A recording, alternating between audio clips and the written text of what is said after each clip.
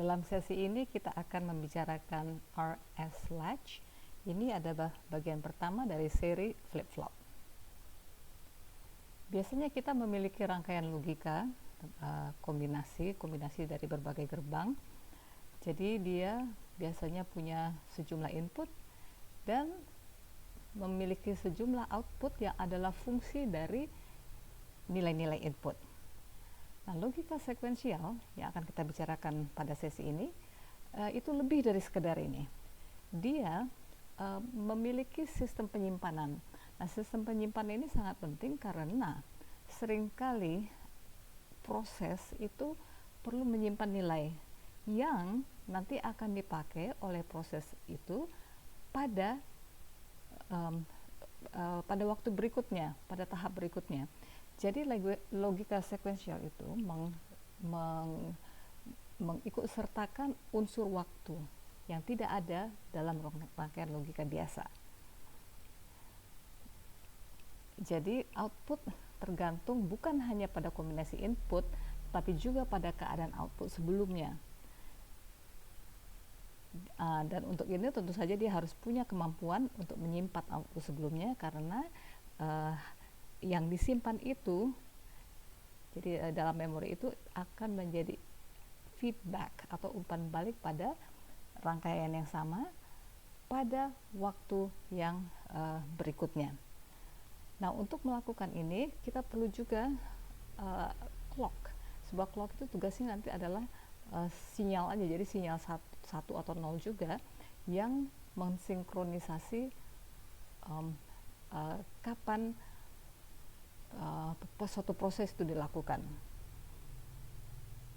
Karena sekarang unsur waktu itu adalah unsur yang perlu diperhitungkan. Tentu saja sebuah komputer seperti kita tahu sekarang itu perlu alat untuk bisa menyimpan informasi. Nah, pertanyaannya, bagaimana kita bisa buat memori? Alat-alat yang kita punya kan adalah gerbang-gerbang logika. Bagaimana kita bisa membuat rangkaian yang mempertahankan atau menyimpan informasi? Jadi bukan hanya ada input lalu dia beri output, tapi outputnya itu tetap bertahan pada suatu nilai. Jawabnya adalah flip-flop. Nah, flip-flop itu diberi nama flip-flop karena dia nanti kita lihat bahwa arsitekturnya itu mirip dengan sandal jepit. Dalam bahasa Inggris sandal jepit itu flip-flop. Dia menggunakan latch. Nah, latch itu grendel ya, atau pengunci atau penahan. Jadi ada dua nama barang sehari-hari yang dipakai dalam sistem flip-flop ini. Jadi flip-flop itu adalah alat yang bisa menyimpan data biner, 1 bit saja. Oke, kita pergi ke bagian yang sangat-sangat mendasar seperti selnya dalam tubuh manusia. Dia bagaimana cara menyimpan nilai 0 atau 1. Jadi dia memiliki dua keadaan stabil. Ini perlu sekali keadaan stabil ini, karena apa? Kalau dia mengeluarkan output high atau 1, dia harus stabil di situ. Jadi kalau sekarang pada suatu interval waktu dia mengeluarkan nilai 1, maka untuk interval waktu berikutnya dia harus tetap bernilai 1. Kecuali ada sinyal yang bilang, oke, saya mau menyimpan 0. Jadi dia disebut bistable ya, keadaannya stabil dalam dua posisi high atau low. Dia disebut bistable multi-vibrator. Jadi ada 4 jenis flip-flop yang akan kita bicarakan. Dalam sesi ini kita bicarakan alat untuk membuat flip-flop ini ya, yang disebut dengan RS Latch. Oke, kalau kita punya sebuah tempat variabel, sebuah memori besarnya 1 bit, apa sih yang ingin kita lakukan? Yang pertama yang kita bisa lakukan adalah menyimpan nilai 1. Yang kedua, kita menyimpan nilai 0. Yang ketiga, jangan ubah nilai. Ya, hanya ada 3 action, 3 tindakan yang kita bisa lakukan pada memori berukuran 1 bit. Jadi RS Latch ini namanya RS itu kadang-kadang disebut SR juga, tapi ada perbedaan sedikit tapi tidak mendasar, jadi kita tidak usah permasalahkan di sini. S itu adalah singkatan dari set. Nah, set itu berarti simpan nilai 1. R itu adalah singkatan dari reset. Itu artinya simpan nilai 0. Ya, kalau kita mau reset, kita kan biasanya ingin kembali ke nilai 0. Nah, flip-flop terdiri dari 2 bagian. Ada RS latch. Ini penahannya. Jadi inilah yang berfungsi sebagai memori, tempat menahan atau mengunci suatu nilai dalam keadaan stabil. Nah, selain itu, seperti kita lihat pada halaman pertama tadi, ada rangkaian lain yang berguna untuk mensinkronkan action. Nah, rangkaian ini adalah clock. Jadi bagian utamanya penyimpannya adalah latch ini. Flip-flop ini sering disebut dengan RS flip-flop atau SR flip-flop. Ya. Yang kita inginkan adalah, ada 3 jenis action. Jenis actionnya tadi set, reset, dan memorize. Simpan, jangan ubah data. Nah, karena kita punya 3 jenis action, kita perlu 2 variabel untuk punya 4. Kalau 2 kan nggak cukup. Kalau kita punya 1 variabel, dia hanya bisa 0 atau 1. Cuma ada 2 kode unik, sedangkan kita perlu 3. Jadi kita perlu 2 variabel. Nah, jadi kita mau dia bisa ada kode yang bilang set. Nah, kode itu adalah kalau S-nya 1 dan R-nya 0. Jadi kita punya 2 variabel yang dibutuhkan supaya kita punya nilai yang unik, dan kita punya satu nilai output Q. Nah, kalau kita melakukan set, kita ingin supaya S-nya 1, R-nya 0, dan Q-nya 1.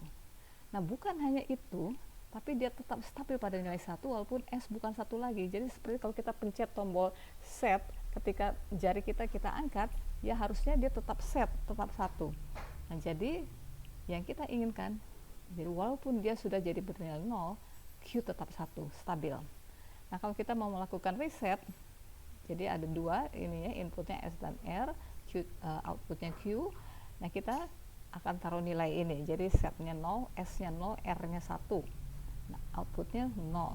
Tapi bukan hanya outputnya 0, tetapi walaupun R-nya sudah jadi nilai 0, dia tetap pada nilai 0. Pada saat inputnya tidak aktif, jadi R-nya 0, S-nya 0, maka dia mempertahankan apa saja yang tadi. Nah, kalau tadi nilai 0, dia tetap 0, kalau dia 1, ya tetap 1. Nah, ada 2 macam cara untuk mengimplementasikan RS latch itu, menggunakan gerbang NOR, dan satunya lagi menggunakan gerbang NAND. Nah, ini akan kita lakukan. Jadi kita tidak akan membicarakan penggunaan gerbang NOR. Inilah rangkaiannya. Begini caranya. Jadi kita punya 2 buah input dan ada inputnya jelas ya, S dan R. Nah, tapi perhatikan ini dalam rancangan seperti ini itu not S ya, not S dan not R yang langsung menjadi inputnya. Jadi kalau kita punya S dan R, tentu dia harus melalui sesuatu dulu di sini. Outputnya tadi kita bilang adalah Q. Nah, ini dengan rancangan ini ternyata ada byproduct, ada hasil sampingan yang adalah not Q. Jadi hasil ini selalu adalah negasi dari Q. Jadi why not, ya kan? Kenapa enggak kita pakai saja. Jadi kita perlu 2 buah gerbang NAND. Begini caranya. Inilah ya, kita sedang membangun RS latch ya. Langsung jadi output. Nah, sekarang apa input yang kedua dari gerbang NAND ini? Diambil dari sini. Jadi outputnya jadi feedback ke NAND yang di sini, sedangkan output dari NAND yang ini menjadi feedback untuk gerbang NAND yang ini. Ya, jadi ini adalah rangkaian sekuensial untuk RS latch. Ya, Q adalah output utamanya, not Q itu byproductnya saja.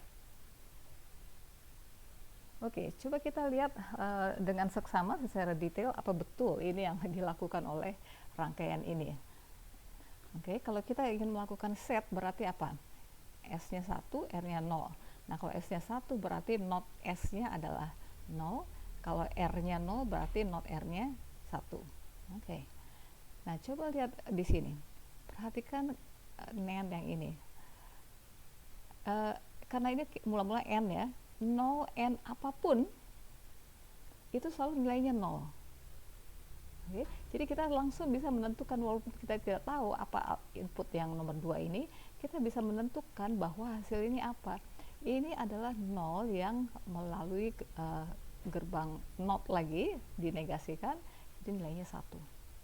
Jadi kita sudah tahu bahwa Q nilainya 1. Nah, ini bagus ya, karena ini yang kita inginkan. Nah, kemudian coba kita lacak lagi. Nah, lacak yang ini satunya masuk di sini. Oke, jadi sekarang ini 1 dan 1 N1 adalah 1. Oke, jadi sekarang kita bisa tahu nilai not Q. Nilai not Q itu apa?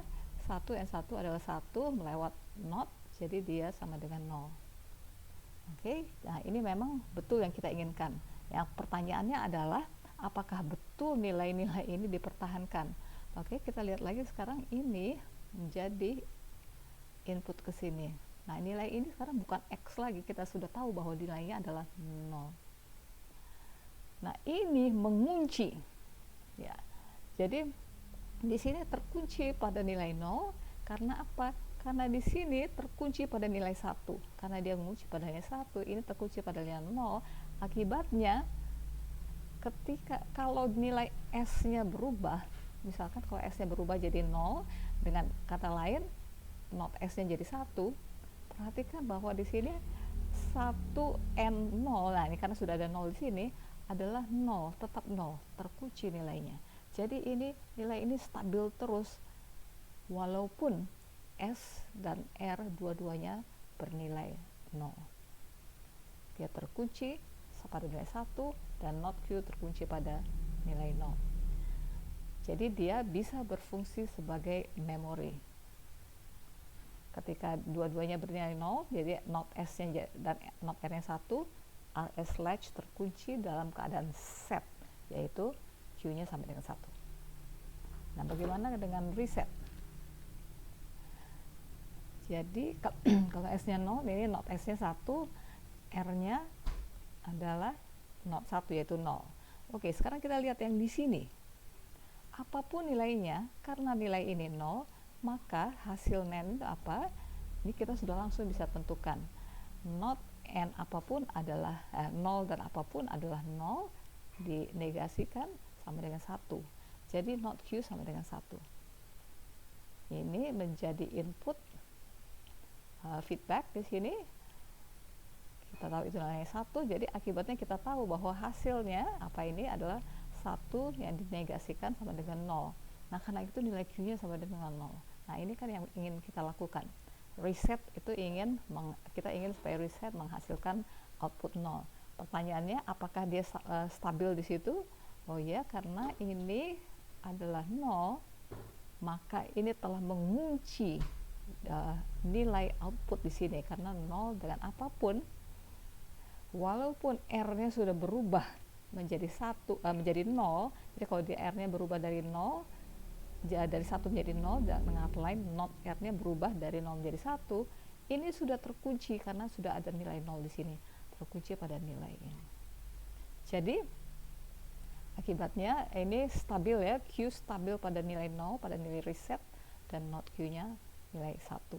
Jadi ini berfungsi sebagai memori 1 bit. Kalau R dan S sama-sama 0, dia terkunci pada keadaan reset. Tabel kebenarannya seperti apa? Oke, nah ini yang kita perlu ketahui adalah selama ini kita bilang Q, tapi sebenarnya itu adalah Q pada tahap berikut, N plus 1. N itu adalah satuan waktu. Jadi kalau sekarang adalah waktu N, maka tahap berikut adalah tahap N plus 1. Ya, karena waktu itu adalah unsur penting dalam logika sekuensial. Jadi bukan hanya Q, tetapi Q pada tahap berikutnya apa. Jadi ini adalah Qn plus 1. Ini adalah not dari Qn plus 1. Oke, jadi Q yang selama ini kita katakan output adalah dia perlu memperhitungkan unsur waktu. Jadi kalau dia set 1 0, dia tabelnya gimana? Tentu saja QN plus 1 nya adalah 1. Kalau kombinasinya 01, Q-nya 0. Nah, kalau kombinasinya 00 bagaimana? Nah, QN-nya itu di sini. QN-nya ini menjadi feedback untuk proses berikutnya. Ya, dan itu jadi kalau dua-duanya 0, maka QN plus 1 sama dengan QN. Apapun QN sebelumnya, itulah juga nilai dia. Kan kita sudah lihat bahwa dia stabil di situ. Jadi ini adalah aksi memorize. Sedangkan kalau nilai mereka sama-sama 1 itu dilarang. Itu kita akan lihat dengan pembuktian aljabar Boolean pada halaman berikut. Jadi ini adalah pembuktian aljabar Boolean bagi Anda yang ingin lebih mengerti. Jadi ini outputnya adalah Q pada tahap berikut, next stage, ya, bukan hanya sekarang. Jadi kita punya QN plus 1. Nah, pada tabel sebelum ini kita punya 4 baris karena kita hanya punya input S dan R. Tetapi perhatikan bahwa sebenarnya nilai QN plus 1 itu bukan hanya tergantung pada S dan R, tapi juga pada QN. QN ini menentukan nilai QN plus 1. Nah, jadi sebenarnya kita punya 3 input yang menentukan, 3 variabel yang menentukan nilai QN plus 1. Oke, jadi saya akan bagi ini menjadi 4. 8 ini menjadi 4 kelompok. Kelompok pertama itu yang, nah, kelompok pertama ini sebenarnya kan adalah set resetnya 0, berarti ini sebenarnya harusnya memorize. Nah, apapun nilai QN-nya, coba kita lihat apa nilai QN plus 1-nya. Oke, jadi ini terbagi 4. Coba kita lihat kalau S dan R-nya sama 0. Ini adalah aljabar Boolean-nya, silakan Anda cek sendiri. Ini ya, jadi QN plus 1 itu apa? Not dari ini ya, not S and not QN. Yang dinotkan lagi karena lewat sini. Oke, kita selesaikan dengan aljabar Boolean. Hasilnya adalah QN. Oke, jadi kalau S dan R sama-sama 0, QN plus 1-nya adalah QN. Apapun nilai QN, itulah nilai dia, tidak berubah. Dengan kata lain, ini melakukan memorize. Ya, kalau QN-nya 0, dia 0, kalau dia 1, ya 1. Memorize. Ini kita buktikan dengan aljabar Boolean. Yang ini bagaimana? Kalau S-nya 1, R-nya 0, harusnya set ya, harusnya dia bernilai 1. Oke, ini aljabar Boolean-nya. Oh, betul, sama dengan 1. Sama dengan 1 ya. Oke, jadi ini adalah aksi set. Kalau ini bagaimana? S-nya 0, R1, jadi harusnya aksi reset. Ini aljabar Boolean-nya. Ternyata QN plus 1-nya sama dengan 0. Oke, jadi ini adalah aksi reset. Jadi dengan aljabar Boolean ini kita sudah meyakinkan juga bahwa nilai-nilai ini betul dengan memperhatikan nilai-nilai QN. QN diikutsertakan dalam perhitungan kombinasi. Kalau S-nya 1 dan R-nya 1 bagaimana? Ini adalah keadaan yang tidak mungkin. Bagaimana mungkin QN plus 1 sama dengan negasinya? Ini tidak mungkin, karena itulah ini yang kita larang. Jadi tabel kebenarannya kita telah sederhanakan saja. Ya, tabel kebenaran yang 8 baris ini kita sederhanakan menjadi tabel kebenaran yang hanya 4 baris yang kita sudah perkenalkan pada bagian yang lebih awal. Oke, jadi itu adalah pembahasan kita tentang RS Latch. Jangan pernah berhenti belajar.